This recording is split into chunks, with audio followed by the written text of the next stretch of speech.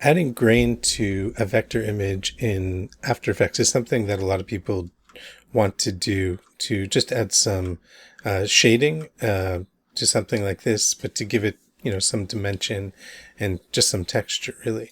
But it's kind of a tricky thing to do. There are lots of tutorials out there that show how to do it, but it doesn't always work for more complex shapes. So what we're going to do is build this, it's a finger, we're going to animate it, and we want our texture to move, to change over time, but we want to be able to control the speed with which that happens. Right, so we have a simple animation here, but you can see that the texture is updating. One of the reasons we may want to do that is it kind of helps hide the seams between separate objects, and because it's always moving a little bit. So let's just take a look at what we've got going on here in this setup. So we just have three nulls that are controlling the rotation of the different parts of the finger, the proximal phalanx, mid phalanx, and the distal phalanx. And then we have three compositions or pre-comps nested in here, and each one contains part of the finger. So let's go and look at just one of them here. Look at the distal phalanx.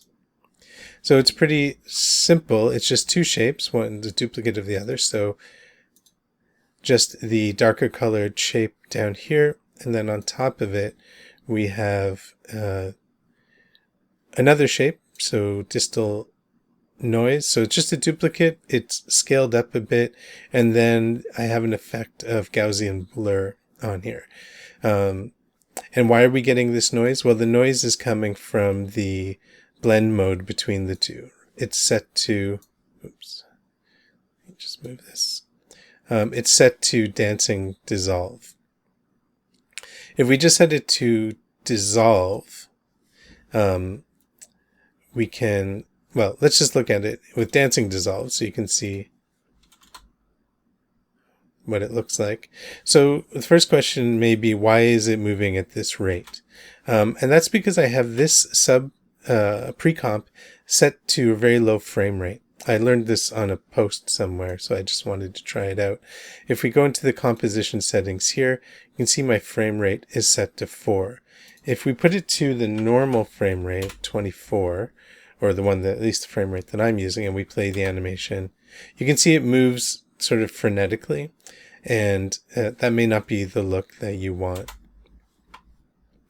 So this is the main trick behind this whole thing, is that we set these subcomps to a very low frame rate, and then we can control the amount that dancing dissolve moves around. If you want to have no animation on the noise, you could set this to dissolve. But if we go back to the main comp here and play the animation, yeah, so that works. Then you can see that we get no noise here, even when the finger is moving. So the frame rate there doesn't matter anymore. But because it's pre-composed, it's not recalculating the sampling of the dissolve. And another thing that you have to pay attention to is this. So you may normally think that you want to turn on collapse transformations for these layers, but it actually doesn't work if you turn that on. So if you run into a problem, just make sure collapse transformation is turned off for each of these pre-comps. I'm going to go through building this whole thing from scratch, so you'll see this, but I just wanted to make you aware. So this gives you some flexibility. If you don't want an animated texture, you can just go into the comp and change it to dissolve. And you can see the middle one now is not animated. And just so you can see why we're pre-composing it, I'm just going to copy these two layers and go back to the main scene and just paste them in here. If I go into this one, I just have to make sure the set matte effect is on the right thing. And I'm just going to animate the position of this. So you can kind of already see this happening. Or actually, I'll just animate the rotation.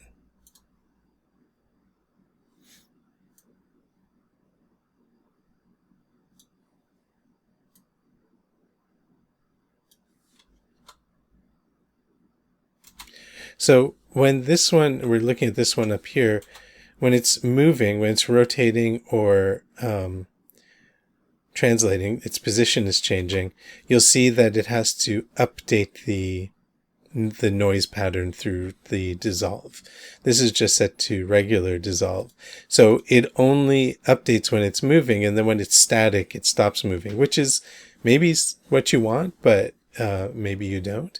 If you want it moving all the time and set it to dancing dissolve, it keeps moving, but now we have no control over the frame rate of this. So this is the reason that we pre-compose these things, and so we can then change the blending mode within the comp, and we can have control over the frame rate and have it either always updating the texture change or never updating the texture change. So it just protects some of these things. So let's recreate this now, and I'll try to do this quickly. I'm just going to take the shapes that I already have here, just to make life easier for everybody. I'll just do it for 2 of these shapes. So I'll paste this in here, and we'll go to mid, copy these 2 shapes, and paste them in here.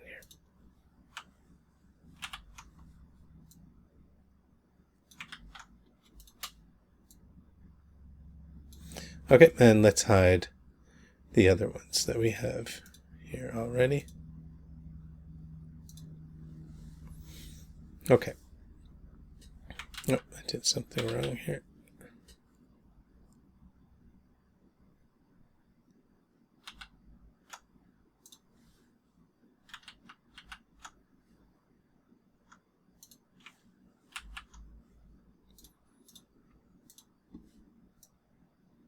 There we go.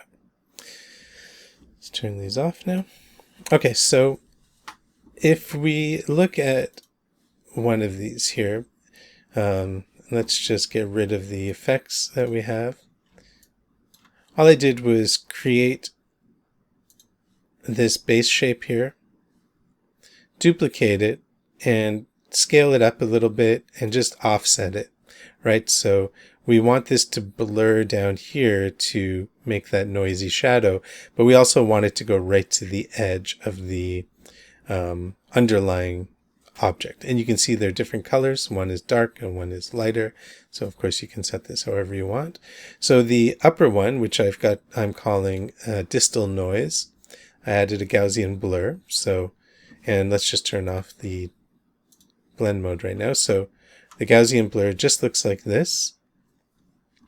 And then I put a set matte effect on here and set it to distal. So that is the layer below. So there's a set matte on the blurry layer, and it's referencing the layer below. In my case, it's called distal, and just turn that effect on. And so you can see it just cuts it off. So we want Gaussian blur first, then set matte. And then we set the blend mode between the 2 layers to dancing dissolve, right? So now if we play the animation, we get something like this. Now, if you're getting too much at the top here, you can always, that means just the blur is coming down here. If you go back to the path shape of the layer above, you can just change its shape, and so we cut off the noise there. And then the distal noise, the noisy one, is a child of distal, so the layer below. Okay, let's do that one more time over here. So we make one shape like this, we duplicate it, scale it up, move it over, give it a different color. make the top layer a child of the bottom layer because we want them to move together. The top layer, we add a Gaussian blur. We turn off dissolve for now. And it'll look like this. We add a set matte effect. And then we change the blend mode of the noisy layer on top to dancing dissolve. Right? And for some reason, it's ignoring the set matte. Oh yeah, I have to change which one because I took it out of its pre-composition. Okay, so all is good so far. So now we want to put these in their own composition, right? So we have more control over it there. So let's do distil. So we'll just pre-compose this, Control-Shift-C or Command-Shift-C on the Mac, and I'll call this dist demo P for phalanx. Okay, and there it is. Now we don't need this whole composition here, so we're going to go to region of interest, and let's select both layers just so we can see how big it is. So we kind of want to capture everything in here, and then go to composition, trim comp to region of interest, and there we go. Let's go back to the main comp, and so it moves over here because we changed the shape of the comp, and we'll do the same thing here. We'll select these two layers, Control or Command Shift C, move all attributes, and let's call this mid demo P. Okay, and we'll just do the same thing, region of interest down at the bottom there, but let's select our layers so we can see how big. We don't want to cut off this end here in case we want to edit that later on. Then composition, trim, crop trim to region of interest. Go back to the main comp, and there we have both of them. So let's just shy everything we don't want to see right now, just to avoid any confusion. Okay, so we just have these two layers. My nulls are still appearing. Let's just turn. Okay, they're still appearing. Anyway, I'm just going to turn off their visibility.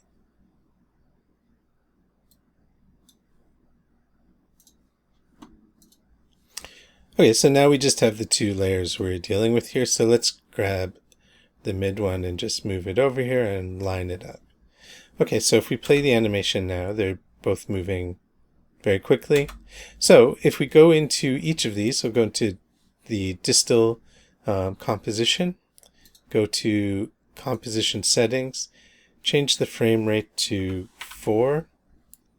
And then the other thing you have to do here is go to advanced, preserve frame rate when nested or in render queue. So that's off by default, so just make sure that is turned on. And we'll go back to our main composition and play the animation now. And you can see the difference there right away. And let's just test to make sure that changing the blend mode from dancing dissolve to dissolve also has the effect of what we want. Yep, so now it's static. That's good. And just turn that back to dancing dissolve. Go back to our main comp and go to the other subcomp, in the middle part of the finger here. And we'll change that's to dancing dissolve, and we want to go to composition settings, change my frame rate to 4. And go back to our main comp once again. Right, so that's looking good. Now, a couple of things we want to do now. We want to be able to animate these things. We don't have to use nulls for this. We can just animate these things on their own. So let's just try that. Sometimes it's useful to have nulls, but in either case, we want to move the pivot point. And so this is the distal composition to where we want it to rotate from. And same with this one. So I'm just using the move anchor point tool or the pan behind tool. So now if we rotate. This rotates in the right spot. This one also does. I mean, it's not perfect, so I may take this, move it a little bit, or I might have it pivot a little bit higher up. This is always a little bit of a tricky part of any kind of rigging, when you have to hide the intersection between things. Okay, let's just move it, not the pivot point, but the whole layer. Let's rotate it one more time. Okay, so that's looking pretty good.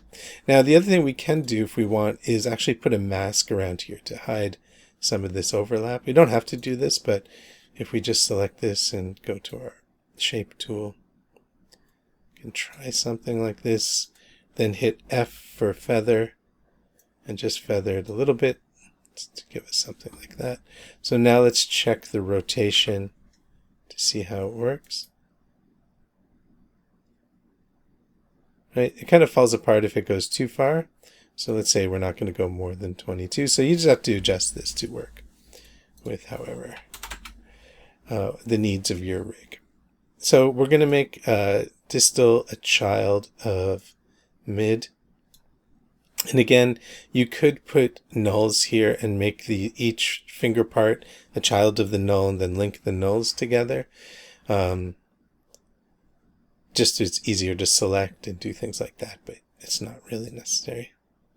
Okay, so let's take this one and see. Yep, so now they move together. And let's just do a little quick animation. Just over 1 second.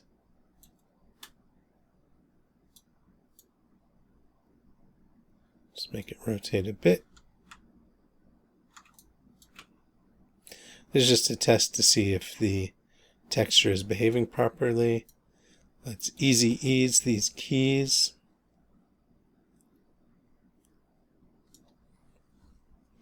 And let's just offset the animation a couple of frames.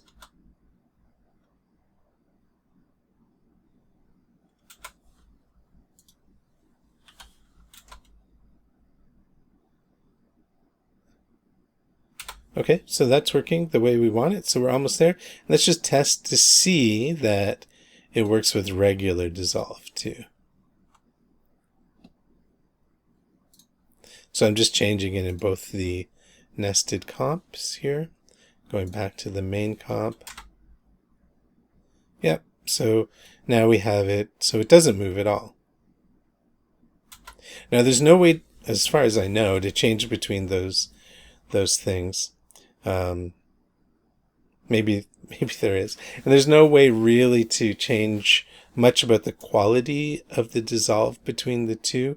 If we go back into one of these comps, we could play around with the blurriness to change the amount of noise. Oh, so I guess we can do that, but it's pretty pixely, right? Like it's very sharply defined individual pixels. There's no fall off between them, and that might be the look that you want exactly. However, you could always, I suppose, I was going to say we could blur it again, but we can't really, because it would just, the dancing dissolve would do the same thing. So there might be other effects that we could use to change the quality of this. There are other ways to get this effect too. You can use roughen edges or maybe turbulent displacement. No, I don't think so.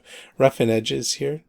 And you can do that. You can't get quite the same really pixely looking texture though with that. That one does give the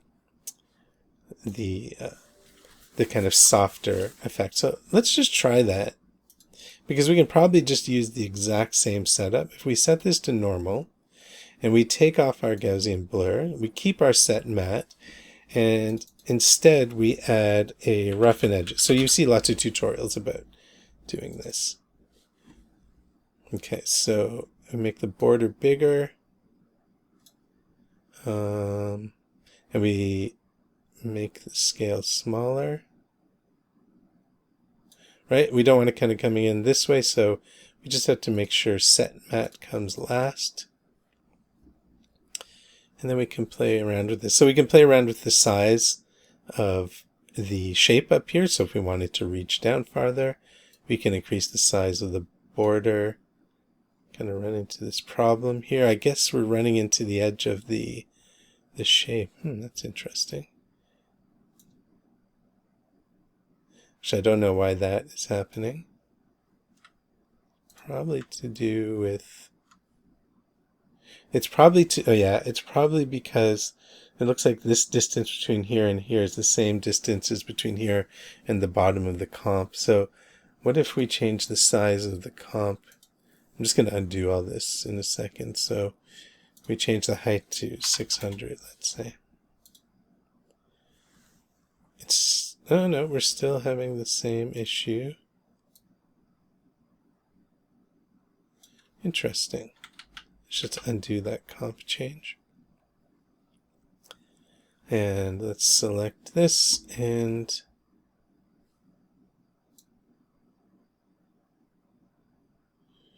okay, I'm not sure why that's happening, but let's just pretend we're okay with it. And so now we have a kind of look that we want. There's no animation on this because roughen edges doesn't do that. If we go back into here, you can see it's a different look, but maybe a look that you want. And you can see it's not moving through, the texture's not moving as this animates. If we turned on collapse transformations, we run into that same problem. Okay, but let's say we like the look of roughen edges rather than the dancing dissolve, but we want roughen edges to move. Is there a way to do that? I actually don't know.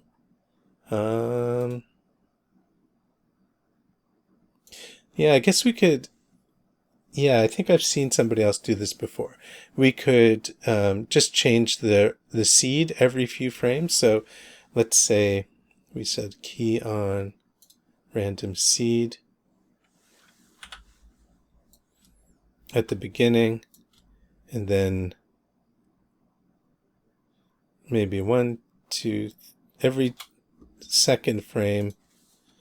I don't know, I'll just choose 5, 10. You can see it's changing on screen. 15. Oops. 15. My MoBar keeps popping up. And then we can just loop this out. So if we, and I think we want to probably hold on these. So I can't remember how to make these hold keyframes. Right click, toggle hold keyframe. So we'll just stay that value till it switches. And then we can alt click on the stopwatch and just say loop out, open bracket, close bracket.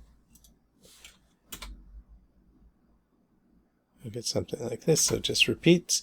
And if we go back to our main scene, I can't tell if it's moving. We need a little more time. Actually, now that we've done that, we probably want to go back into this comp and change the frame rate back to, I'm working at 12 frames per second now. So back to that, because I think we're skipping.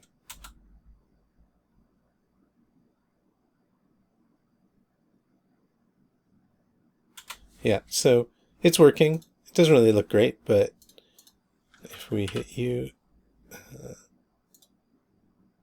oops, I'm in the wrong one. We could compress these so it just changes every frame. Oh, I was doing it. I wasn't doing it every other frame. I was doing it over many frames. Sorry about that. So it was just holding for too long. I didn't realize what scale I was at here,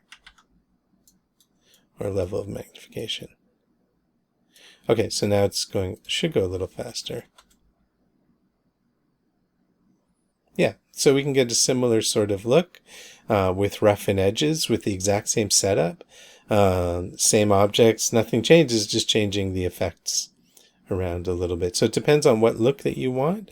But by pre-composing and playing around with the nested frame rates, with dancing dissolve, or with the random seed on the roughen edges, we can get interesting, noisy textures, either animated or not animated.